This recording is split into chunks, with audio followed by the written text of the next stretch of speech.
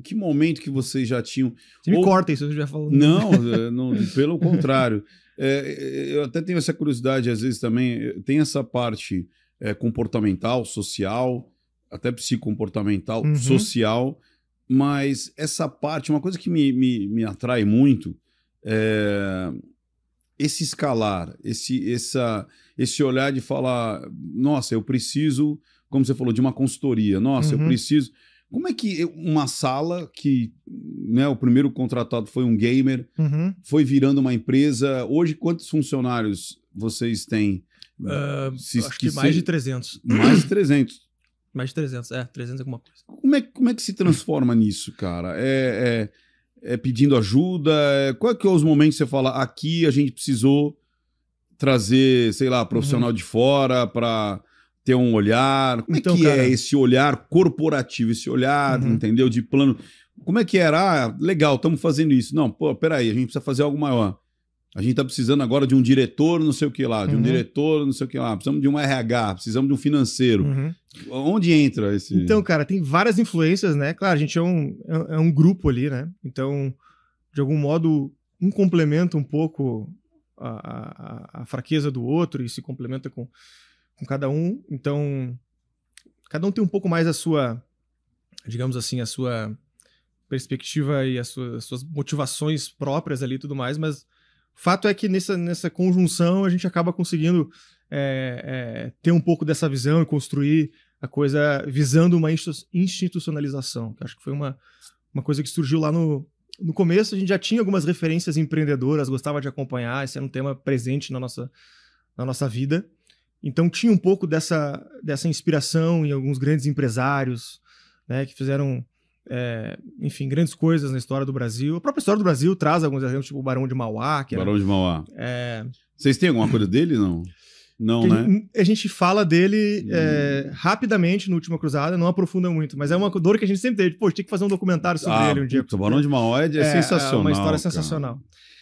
Então, tinha essa influência, outros empresários do Rio Grande do Sul, que a gente se inspirava e tudo mais. Tá, mas se inspirar é uma coisa, como é que faz para transformar isso em gestão? Esse é um ponto importante de colocar, porque acho que a nossa primeira influência, de onde a gente parte, ela está muito mais relacionada a essa ideia de criar uma instituição do que propriamente ser um intelectual ou ser um artista.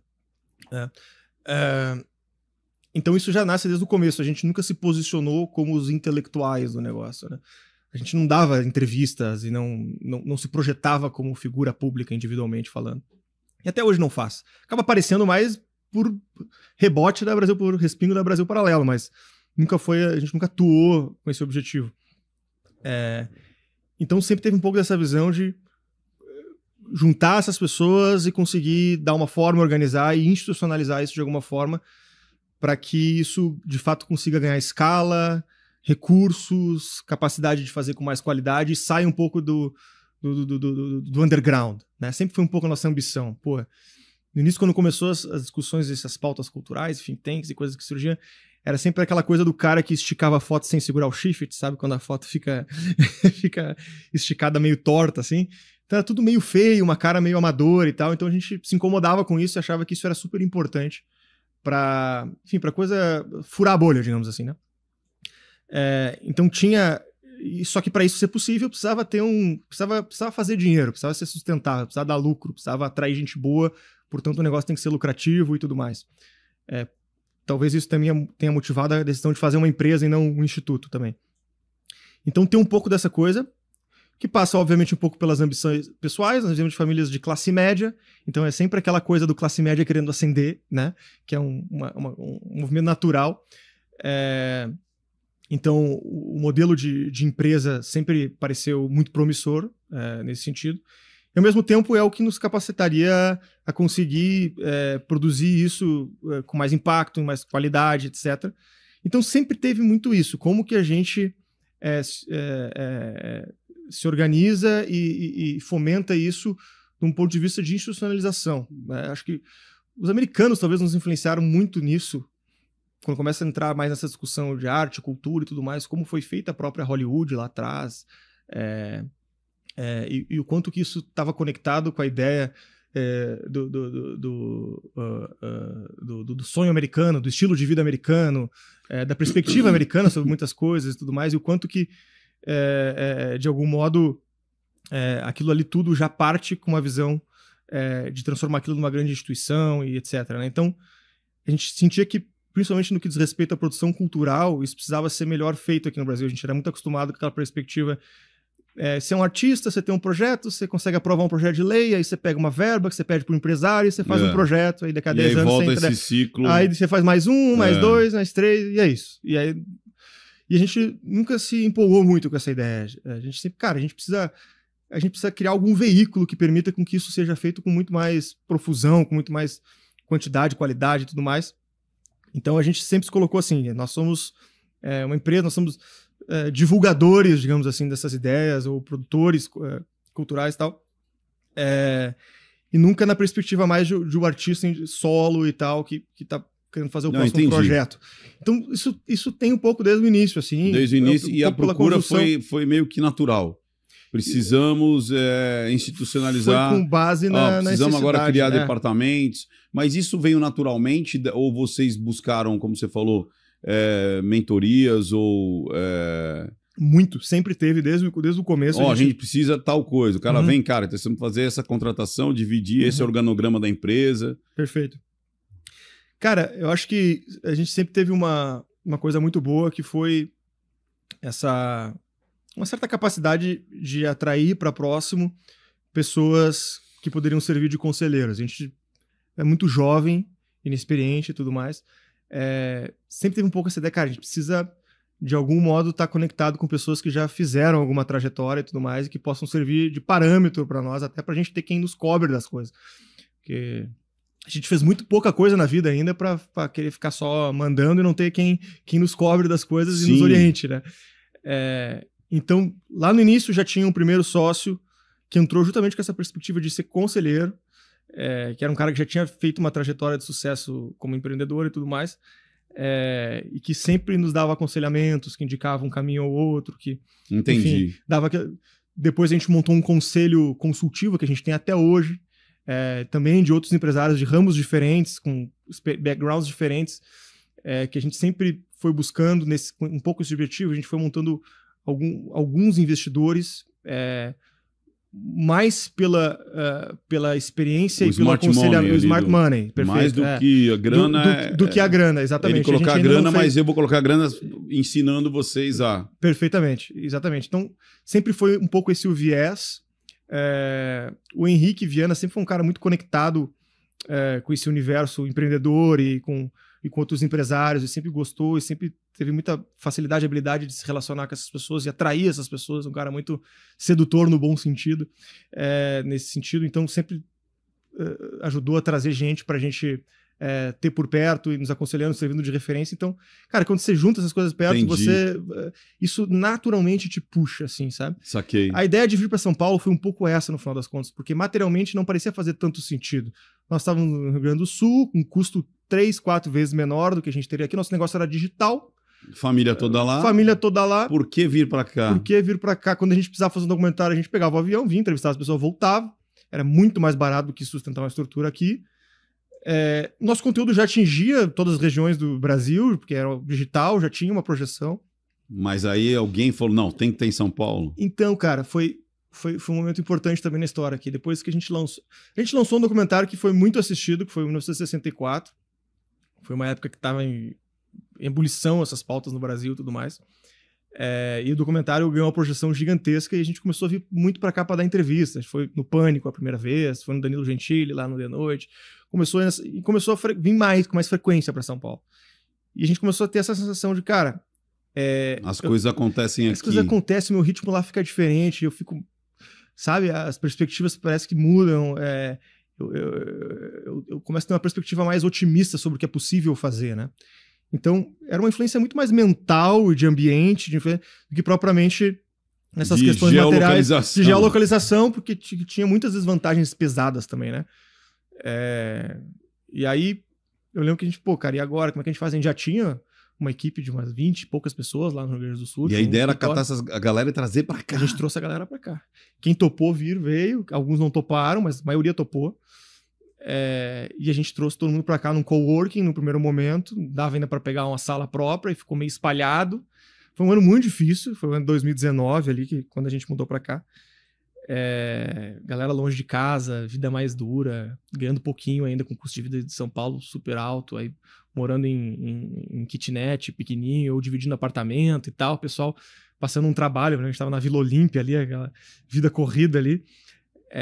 E uma vida cara. Uma vida cara, aquela pesada. Região ali é cara. Então foi difícil, vários voltaram, não aguentaram a pressão, então a gente ainda não tinha muita experiência, então as pessoas que a gente precisava contratar para conseguir exercer as funções que faltavam ali e tal, a gente contratou tudo errado, contratou as pessoas meio que não deu nada certo, ninguém que a gente contratou aqui deu certo, então foi um ano dificílimo, assim, a gente raspou no fundo do caixa ali, 2019, e aí, cara, a gente foi, insistiu, e aí, início de 2020, a gente acerta o nosso modelo de negócio, quando a gente lançou Pátria Educadora, e foi bem quando começou a pandemia, tu vê, às vezes tem umas coisas...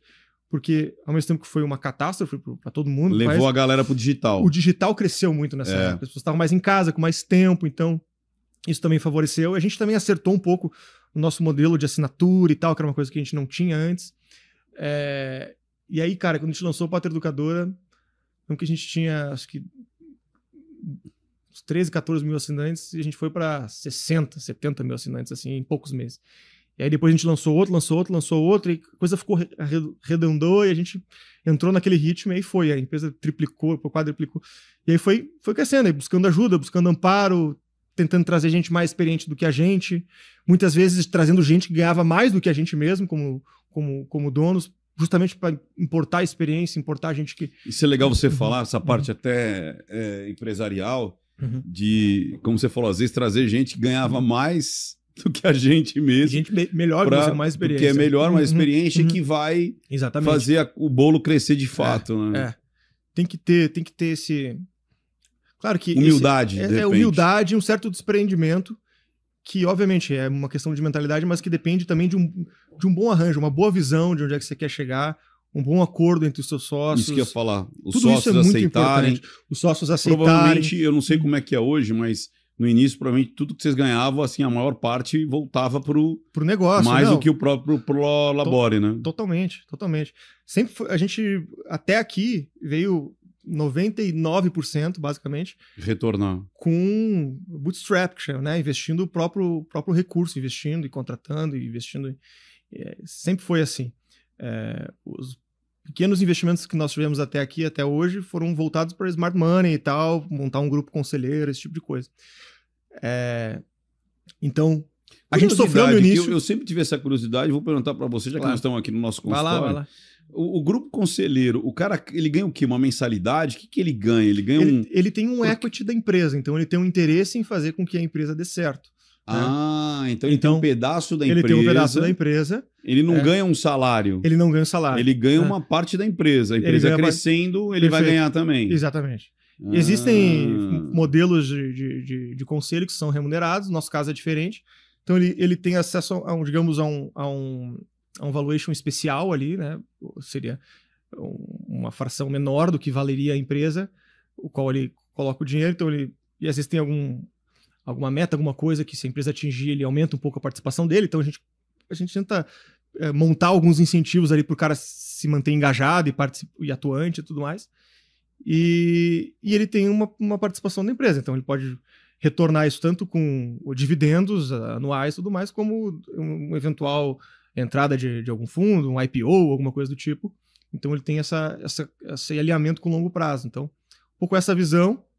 Então, tem um grupo que agora está aumentando, está tendo uma nova rodada de investimento que está acontecendo exatamente agora, que está entrando mais um grupo interessante também que vai poder nos ajudar com orientação, experiência, networking e tudo mais.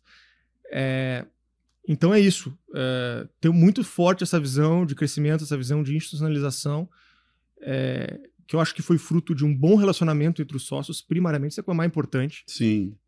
que obviamente se desdobra num bom acordo, mas o acordo ele só serve para juramentar o que já existe ali, né? Então, o que você precisa construir enquanto relacionamento e tudo mais, ele acontece, né, nessa dinâmica do dia a dia e nos desafios que são vencidos. Lá no início a gente sofreu muito com isso, a gente brigou muito, aí teve 2 sócios que acabaram saindo logo no início, a gente demorou muito para conseguir formalizar um acordo de sócios, né? Então, essa dor que a gente passou lá no início nos fez aprender coisas muito importantes do que são os pilares ali para essa sociedade funcionar, o modelo de partnership que a gente tem. Então, hoje tem mais de 20 sócios de pessoas que cresceram dentro da empresa, conseguiram performar muito, entregar muito resultado, ter um alinhamento muito bom com os valores da empresa e tudo mais, e acabam ou recebendo ações, uma parcela de ações da empresa, ou comprando por um preço especial, abatendo de algum bônus, de alguma coisa assim. Então a gente queria recebe alguns incentivos. Como bônus uma parte. Exatamente. Dividendos e tudo então ele mais. acaba participando daquele grande prêmio. A valorização da empresa interessa muito, não só aos fundadores, mas a um grupo grande de pessoas, né? Quando você fala ações, não é ações mesmo. Não é ações dentro dentro da empresa. Vocês têm um cálculo que é feito pelo valuation da empresa, que é remarcado a cada vez que alguém bota dinheiro, ele é remarcado, né? E aí dentro desse valuation é feito uma multiplicação. Partnership tipo, você tem X, você chama de ações mesmo? Chama de ações, porque existe um número que você multiplica pelo percentual ali que você tem, e essas ações, assim, uma empresa listada na bolsa é assim também, só que as empresas são tão grandes que a gente não sabe, eu tenho 100 ações aqui de não sei quem, eu não sei quanto % da empresa isso representa, mas representa alguma coisa, né? Então a gente tem esse cálculo que é feito, e aí a cada novo ciclo a gente revisita isso, vê quem que faz sentido convidar para o programa, quem que faz sentido aumentar dentro do programa, porque está se tornando uma pessoa mais relevante, então é importante que ele tenha uma parcela maior desse negócio aqui. Isso ajuda a alinhar no longo prazo, né? Então isso sempre teve no início. Acho que a gente puxou um pouco dessas referências empreendedoras que a gente tinha. O mercado financeiro já era muito... tinha muitos cases de sucesso fazendo isso. A própria Ambev, do grupo do 3G Capital e outras empresas, a própria XP, que cresceu bizarramente no Brasil e tal, um modelo de partnership muito forte. Então a gente já tinha um pouco dessas influências, né? Um desses sócios que estava lá no início, ele tinha vivenciado boa parte do crescimento da XP, então viu como é que isso funciona na prática. Então isso ajudou, porque já traz desde o início uma ideia de, cara, isso aqui é uma empresa, um negócio que a gente quer institucionalizar, quer criar uma visão de conectar todo mundo no sonho grande lá na frente. Você acaba de assistir a um corte. Para você acessar o conteúdo na íntegra, o link está nas descrições. E para você não perder nenhum bate-papo, inscreva-se agora no canal.